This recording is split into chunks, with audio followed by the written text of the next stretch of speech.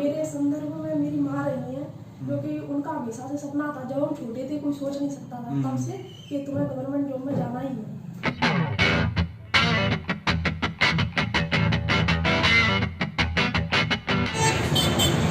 दोस्तों, स्वागत है आपका पाठशाला गुरुजी के ब्लॉग्स पर। और आज हम निकल रहे हैं एक इंटरव्यू पर, और ये इंटरव्यू होगा निधि सिकरवार का, जो कि एमपी पुलिस एग्जाम में सिलेक्टेड हुई है।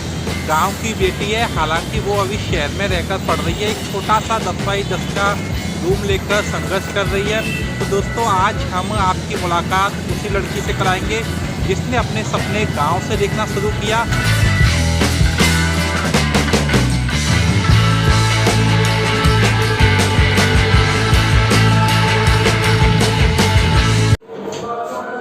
दोस्तों, हम आप पहुंचे हैं निधि सिकरवार के रूम पर।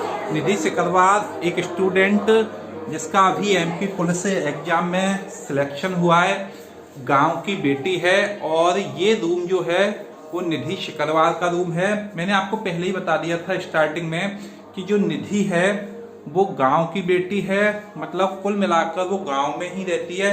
लेकिन जो उसके सपने थे, उन सपनों ने उसे शहर में ला खड़ा किया है। कहने का मतलब, आप सभी जानते हैं कि गांव में संसाधनों की बहुत कमी होती है।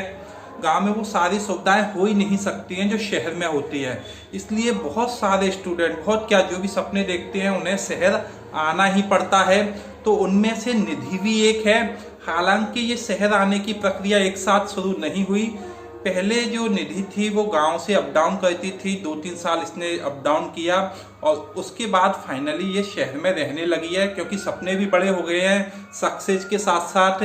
पहले निधि एमपी पुलिस एग्जाम में सिलेक्ट हुई है, और अब उसका जो सपना है वो एमपी पीएससी का है। तो आज हम निधि से बात करेंगे। 10 के रूम में रहकर लोग कलेक्टर बनते हैं, एसपी बनते हैं। तो ये जो प्रक्रिया होती है सक्सेस की, वो इन्हीं छोटे से रूमों से निकलती है। जिन अधिकारियों को आप आज बड़े बंगलों में देखते हैं, कई एकड़ में फैले हुए बंगलों में देखते हैं, वो यकीन रखें वो सभी 10x10 के कमरे से होकर ही निकले हैं। तो आज हम थोड़ा सा बात करेंगे निधि की पूरी जर्नी पर, जो अभी तक यहाँ तक पहुंची है और आगे भी ये सतत जारी रहेगी। तो पहले मैं आपको निधि का रूम दिखाता हूँ, निधि की स्टडी टेबल दिखाता हूँ। दोस्तों, ये निधि की एक छोटी सी स्टडी टेबल है, आप देख पा रहे होंगे। किराए का रूम है, बहुत बड़ी स्टडी टेबल हम रख भी नहीं सकते हैं, कोई मतलब भी नहीं है। तो सिर्फ इतना होना चाहिए कि अपना काम चल जाए। यहाँ पर आप देखेंगे कुछ किताबें रखी हैं, हालांकि किताबें और भी रखी होंगी पीछे की साइड, पीछे की साइड रखी है, लेकिन जो स्टडी टेबल पर वही किताबें रखी है जो होनी चाहिए। ज्यादा किताबों को स्टडी टेबल पर रखने से कोई मतलब भी नहीं निकलता है, क्योंकि इससे हम फोकस रह पाते हैं, डेली की चीजें हम डेली निपटा सकते हैं। तो ये सारी चीजें, एक मार्कर भी रखा हुआ है और कुछ किताबें भी हैं। तो इस तरीके से ये छोटी सी टेबल है और एक छोटी सी कुर्सी है। तो यहाँ पर एक गीता रहस्य की किताब भी रखी है, और ऐसी धार्मिक किताबें हमें जरूर पढ़नी चाहिए। यहाँ पर मैं थोड़ा सा इस किताब को दिखा दूं, मेरी नजर पड़ गई गीता रहस्य। तो ये किताब हमें स्टडी के अलावा भी हमें कुछ ऐसी किताबें हमेशा पढ़ते रहना चाहिए दोस्तों, जो हमारा आध्यात्मिक विकास और बौद्धिक विकास करती है। क्योंकि हम कंपटीशन के युग में जी रहे हैं, तो कंपटीशन वाली चीजें तो पढ़ते ही हैं, लेकिन कंपटीशन के बाद जब आप रियल लाइफ में आएंगे, तब ऐसी किताबें आपके लिए बहुत ज्यादा हेल्पफुल रहती है। ठीक है, एक मतलब भागवत गीता भी है, तो होना भी चाहिए। मैं बहुत इम्प्रेस हुआ हूँ इस चीज से। अमूमन ये किताबें मैंने लड़कों के रूम में देखी हैं, कुछ ही लड़कों के, सभी के नहीं, लेकिन निधि के रूम में ये किताबें होना वास्तव में प्रेरक है। और इसी तरीके से सत्य के प्रयोग नामक ये किताब बहुत ही बेहतरीन। अब मैं निधि से कुछ बातें करूंगा, ये जानने का प्रयास करूंगा कि निधि अभी तक जो प्रक्रिया से गुजरी है वो किस तरीके से थी। तो निधि, मुझे सबसे पहले ये बताओ कि आप गांव में रहती थी, तो कौन सा गांव है आपका? सर, मेरा गांव बागचीनी है, छोटे सिंहपुरा। छोटे सिंहपुरा बागचीनी मुरैना से कितना किलोमीटर पड़ता है? मुरैना से लगभग 20 किलोमीटर होगा। 20 किलोमीटर। तो जब आप 11th-12th कहाँ से किया आपने? सर, 12th मुरैना से किया है, 11th घर से ही। 12th मुरैना से। तो 12th आप जब मुरैना से किया है तो गांव से आती थी क्या? हाँ, 12th से ही अप डाउन किया है। किससे करती थी अप डाउन? बस से। तो बस के द्वारा निधि जो है अप डाउन करती थी 12th से, डेली आना और जाना। तो सुबह आती होंगी? हाँ, सुबह 6 बजे की बस से आते थे और 1 बजे जाते थे। सुबह 6 बजे आना और दोपहर 1 बजे जाना। सोच सकते हैं ये कितना बड़ा संघर्ष है। ये लगभग कब तक चला, कितने साल तक? ये लगभग 2-3 साल तक। 2-3 साल तक चला। हाँ। तो 2-3 साल तक आना और जाना, और उसके बाद फिर आप यहाँ पर रूम लेकर रहने लगी। हाँ, कब से रूम लेकर रहने लगी आप? नवंबर 2021 से रूम लिया है। मतलब ये पिछले 1 साल से आप यहाँ पर रह रही हैं। अब मुझे ये बताइए कि आपको ये गांव में, देखिए गांव में सबसे बड़ी बात होती है थोड़े से सपने देखना। ये बहुत बड़ा चैलेंज है, क्योंकि आपके आसपास ऐसे लोग होते नहीं हैं जो आपको मोटिवेट कर सके। तो आपको ये प्रेरणा कहाँ से मिली कि आपको भी जो है सफल होना है, आपको भी कुछ ना कुछ करना है, किसी एग्जाम, कोई एग्जाम देना है, उसमें सिलेक्ट होना है? तो ये कहाँ से मतलब मोटिवेशन मिला? जैसे घर में एक ऐसा व्यक्ति जरूर होता है जो आपको मोटिवेट करता है। हाँ, तो वही मेरे संदर्भ में मेरी माँ रही है, क्योंकि उनका हमेशा से सपना था, जब हम छोटे थे कोई सोच नहीं सकता था तब से कि तुम्हें गवर्नमेंट जॉब में जाना ही है। तो निधि की जो माँ है, वो जो माता जी है निधि की, उन्होंने निधि को, या निधि की सिस्टर भी है ना, निधि की सिस्टर को हमेशा से मोटिवेट किया है कि बेटा तुम्हें सरकारी नौकरी में जाना है। और ये बहुत बड़ी बात है। माता जी कहाँ तक पढ़ी है? सर वो तो 7th 8th तक ही पढ़ी। मतलब उनकी जो शिक्षा है बहुत ज्यादा नहीं है, लेकिन शिक्षा के प्रति वो जागरूक थी। ये इस बात को दर्शाता है कि अपनी बेटियों को बचपन से ही ढालना कि बेटा तुम्हें सिलेक्ट होना है। दूसरी चीज मैं पूछना चाहूंगा निधि, जैसे कि ये हो गया, अब आप गांव से शहर आती थी, तो सीधी सी बात है गांव का माहौल ऐसा नहीं होता है इतना एक्सेप्ट करने वाला कि गांव की बेटी जा रही है, रोज आ रही है। तो मुझे तो पक्का पता है, लगता भी है कि आसपास के गांव के जो लोग हैं वो ताने तो देते होंगे। जब सर स्टार्टिंग में हमने शुरू किया था तो कोई लड़की नहीं आती थी। मतलब तुम ही गांव से? 3-4 लोग आते थे बस। तो कहते थे बहुत से लोग जो गांव में टीचर थे, पढ़ाते थे, स्पेशली उन्होंने बहुत कुछ कहा। बट जो जर्नी है, अगर आप स्टार्ट कर देते हो, खुद को प्रूव कर देते हो, तो और भी लोग आना स्टार्ट करते हैं, आपके पीछे चलना शुरू करते हैं। बिल्कुल सही, ये निधि ने बिल्कुल सही बात की है। अगर आप कुछ अलग कहना चाहते हैं, समाज की रूढ़ियों को तोड़ते हैं, गांव से जब शहर की तरफ आती हैं लड़कियां, तो गांव के लोग कहते हैं, लेकिन अब आपकी जिम्मेदारी बनती है कि आप लोग किस तरीके से उस चैलेंज को लेते हैं और जो सपना आपने देखा है उसे पूरा करते हैं। अगर आप सक्सेस हो गए अपने सपने को पूरा करने में, तो वो लोग आपका सपोर्ट करेंगे, लेकिन अगर आप कहीं चूक गए तो वही लोग आपको ताने देंगे। तो यहाँ पर जब आप आ गई, तो थोड़ा सा मुझे मुरैना में रही हो आप, तो थोड़ा सा मुरैना का बताइए कि कितने घंटे आपने स्टडी की, जैसे इसी एग्जाम के संदर्भ में देखें, एमपी पुलिस एग्जाम के संदर्भ में, तो कब से लगभग 2-3 साल तैयारी की होगी आपने, क्योंकि वैकेंसी ही नहीं आई थी। सीधी सी बात है, वैकेंसी काफी लेट आई, तो तैयारी में इतना टाइम लग ही गया। मतलब तैयारी पहले से होगी, लेकिन जब एग्जाम देने ही नहीं मिल रहा है तो व्यक्ति क्या कर सकता है। तो मैं ये पूछना चाहता हूँ कि लगभग कितने घंटे की तैयारी थी, या क्या शेड्यूल रहता था तुम्हारा? आपसे जीएस पढ़ी है, उसके बाद से मैंने कोचिंग लगाई। तो लगभग ये बताइए कि लगभग कितने घंटे आप पढ़ती थी, लगभग अंदाजा डेली का कितने घंटे होता था पढ़ने का? कांस्टेबल के लिए अगर 4 से 5 घंटे आप मन लगा के पढ़ रहे हैं तो वो इनफ है। इनफ है, मतलब 4 से 5 घंटे अगर आप पढ़ेंगे तो आपका सिलेबस खत्म हो जाएगा। कितने टाइम में हो जाएगा? 3-4 महीने में। 3-4 महीने में हो जाएगा, ठीक है। तो ये आपने ये एग्जाम दिया, इससे पहले भी कुछ एग्जाम दिया एक्स्ट्रा जिसमें आपको सफलता मिली है? पहले ही है ना? इससे पहले भी हुआ है। किसमें? इससे पहले सर आपको याद नहीं होगा, 2017 में सिलेक्शन हुआ था एमपी पुलिस में।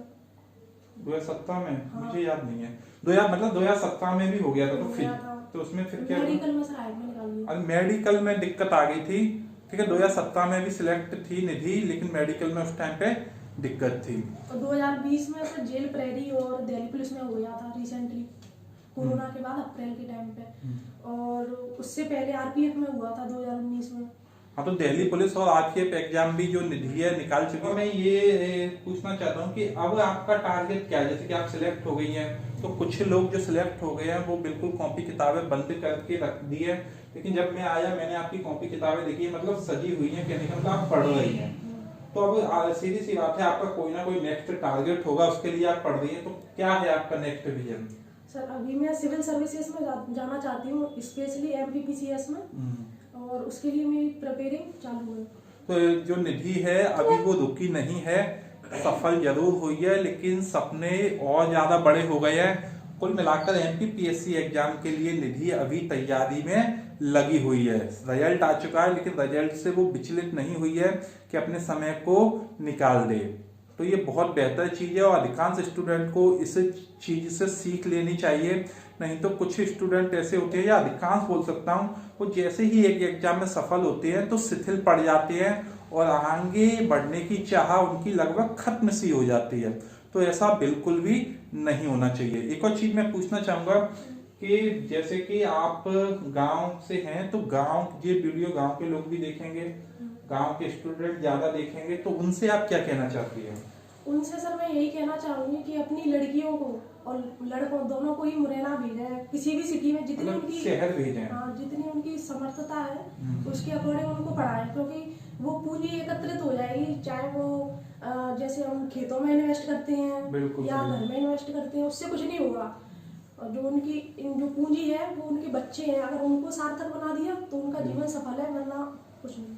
देखो ये बहुत अच्छी बात कही है निधि ने। निधि का कहना है कि गांव के लोगों को अगर निवेश करना है तो अपने बच्चों में करें, अपने बच्चों को पढ़ाएं, उन्हें ज्यादा से ज्यादा पढ़ने के प्रति जागरूक करें और सुविधाएं दें। अधिकांश गांव में मैंने देखा है कि जो लोग होते हैं काफी पैसे वाले होंगे, तब भी अपने बच्चों की पढ़ाई पर जोर नहीं देते हैं। वो जमीन खरीदेंगे, जायदाद खरीदेंगे, लेकिन जो असली जायदाद होती है, उनके बच्चे होते हैं, उन पर वो बेहतरीन शिक्षा पर निवेश करना नहीं जानते हैं। कहने का मतलब, अगर एक समृद्ध परिवार में कोई लड़की है लेकिन रूढ़ियों से जकड़ा हुआ वो समाज है, तो ऐसा समाज पैसे वाला होते हुए भी, परिवार पैसे वाला होते हुए भी अपनी लड़की को पढ़ने के लिए बाहर नहीं भेजेगा, भले ही वो लड़की कितनी भी जागरूक हो पढ़ाई के प्रति।